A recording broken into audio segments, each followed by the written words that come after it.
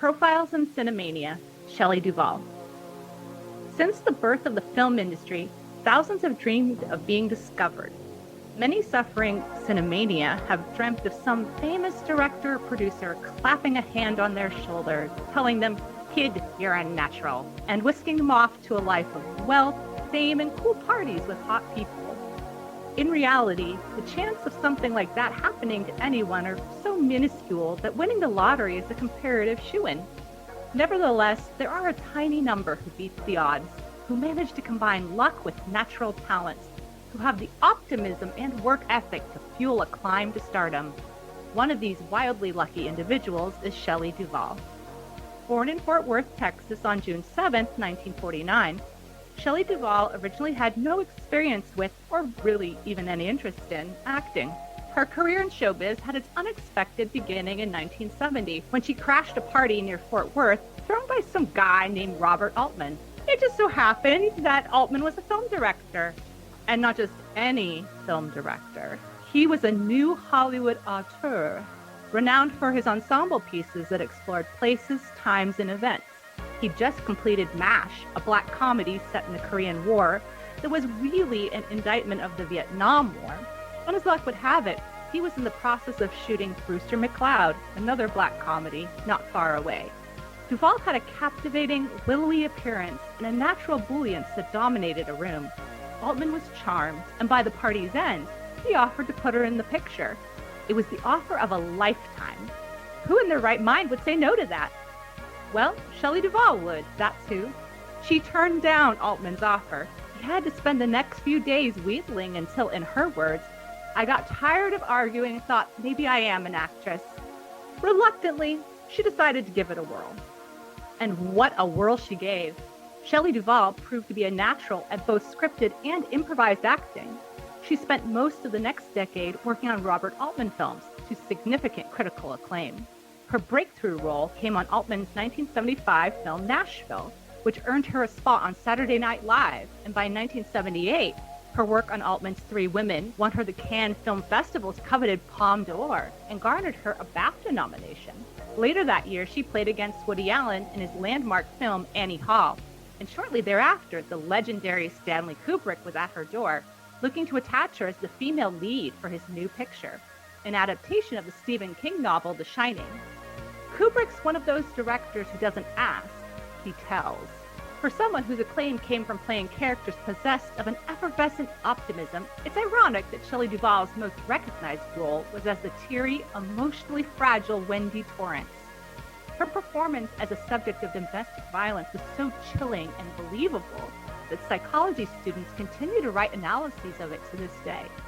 It was indeed a performance for the ages, but one that came at great cost. Stanley Kubrick pushed Duvall to her limits, reportedly subjecting her to extreme psychological torture and humiliation all throughout the production of The Shining, supposedly in an effort to make her instability appear more genuine. One incident of abuse set a Guinness record, and one which is yet to be surpassed in cinema. Kubrick forced Duvall to go a grueling 127 takes in the scene where she wields a baseball bat at Jack Nicholson as she backs away up a set of stairs. For Kubrick, it was Tuesday. Though The Shining may have left emotional scars on everyone who worked on it, or even really watched it, Shelley Duvall was never one to surrender to despair. She returned to work with Robert Altman on 1980's Popeye as the female lead. Despite having been mocked as olive oil as a child, she was also perhaps the only living actress who could credibly play that beloved character. Popeye was a hit with kids, and though it managed to turn a profit, it was declared a failure by the critics. This meant the new Hollywood elite Robert Altman had helped to create would now no longer touch him. But Shelley Duvall lucked out again, dodging the figurative bullet that hit her long-term creative partner. The 1980s saw Duvall's star continue to rise. She had a role in Terry Gilliam's Time Bandits and appeared in an episode of The New Twilight Zone, starred in Tim Burton's Disney short Frankenweenie, and co-starred with superstar comedian Steve Martin in 1987's Roxanne, among many others. More notably, however, Duvall followed in the footsteps of Lucille Ball by stepping into a role as an executive producer. A lifelong passion for fairy tales led her to found her own production company, from which she launched Fairy Tale Theater. Fairy Tale Theater was one of the first premium cable original programming series, one which retold classic children's fairy tales using creations of the Jim Henson Studios cast against top movie stars of the era. Let me tell you a story.